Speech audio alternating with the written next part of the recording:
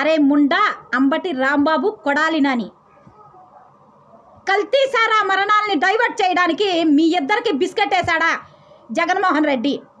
మీ ఇద్దరు మీడియా ముందుకు వచ్చి కుక్కలు మొరిగినట్టు మొరిగి మా లోకేష్ అన్నని చంద్రబాబు గారి మీద పడి ఏడుస్తున్నారు, కుక్కలు ఏడిసినట్టు. సిగ్గనేది ఉందా మీ బతుకులకి? రాష్ట్ర వ్యాప్తంగా ఉన్న వాళ్ళంతా కూడా మీ మొహాన్న వస్తున్నా కూడా కుక్కల కన్నా హీనంగా తుడుచుకుని వెళ్తున్నారు కదరా, సిగ్గులేని వెదవల్లారా.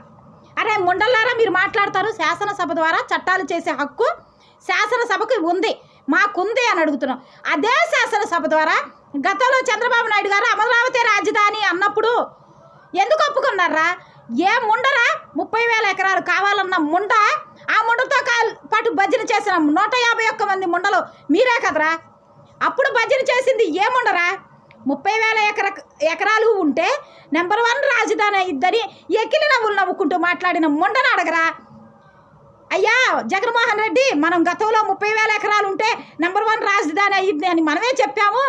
ఇప్పుడు 3 రాజధానులు అంటే మనల్ని బొంగోబెట్టి వస్తారు జనాలు, మనల్ని మామూలుగా నవ్వరు అని చెప్పరా ముండా కొడాలి నాని, అంబటి రాంబాబు.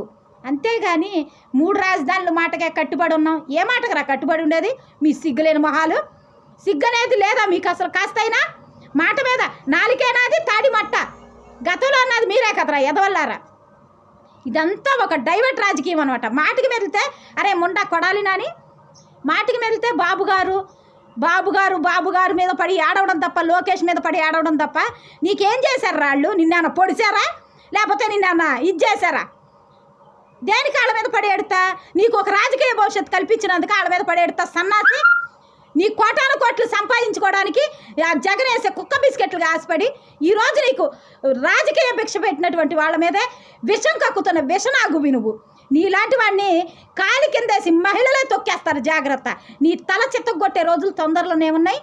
మహిళలు కొడతారని జడిసి, మహిళలు తంతారని జడిసి భయపడి సెక్యూరిటీ పెంచుకున్నటువంటి వెధవలు మీరు మా లోకేష్ అన్నని, బాబు గారిని అంటే చెప్పులు దండేసి ఊరేగిస్తారు మహిళలంతా కలిసి. ఒళ్ళు దగ్గర పెట్టుకుని మాట్లాడండి వెధవల్లారా.